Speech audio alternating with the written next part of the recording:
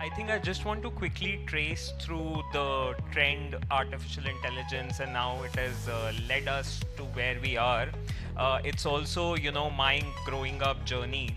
Uh, Back when, I was in school, we had the dot-com boom that happened in 2000s, and internet was something that was in the times of modem and dial-up connections. I still remember when we used to get a phone call, the internet would get disconnected. But that's really the time when all of the technology started rolling up to where we are. Typically, in the sciences world, invention would take close to 5.5 to 7 years. And over time, we saw, from dot-com boom to smart devices, smartphones, phones started becoming smaller. We saw handheld devices and then internet in them as well.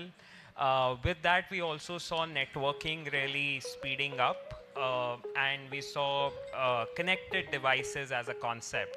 We also saw IoT, like somebody mentioned on the panel, and how IoT actually led to endpoint data to these data warehouses and data centers.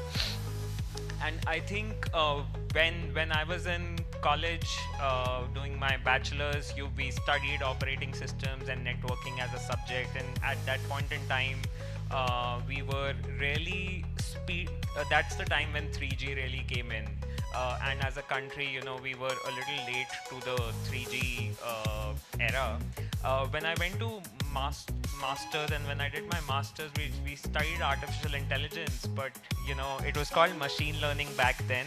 But it was so boring because we would derive calculus formulas for hours, and then when we would try to run it on our MacBook, it would all crash. Uh, and I think it was really the point in time where we did not have the support of heavy machines and compute to back the kind of algorithms we needed back then. Over the last 12 to 15 years, I think the compute, the algorithms, and the software has really all gotten us to a stage where artificial intelligence is where we are. And I think as a civilization, we are all now trying to grapple with this technology that we have invented. I don't think anybody in the country or the world really is able to put their minds at on this technology that we have created for ourselves, and that is actually leading to a lot of unrest, a lot of confusion across the countries, governments, United Nations, as well as companies, big or small. Artificial intelligence also has given us a rapid speed of innovation, because now what is happening is, earlier if we see, innovation was happening on silicon, on networking, on connecting devices, but now we have invented a technology which can lead us to more innovations. So I think as a civilization, we will start doing innovations way much faster.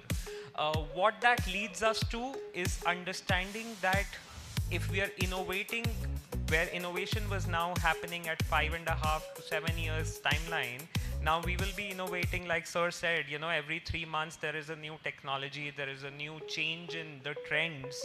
I think that's going to change to 3 days and maybe 3 hours at a time.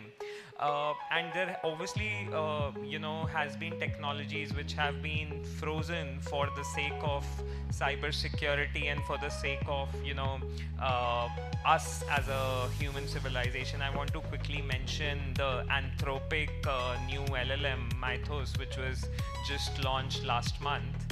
It was given to about 40 companies around the world to actually do a beta, and what it ended up is that this whole LLM is able to find out vulnerabilities in our most important stacks, that is the networking stack and the operating system stack, way faster than any human could.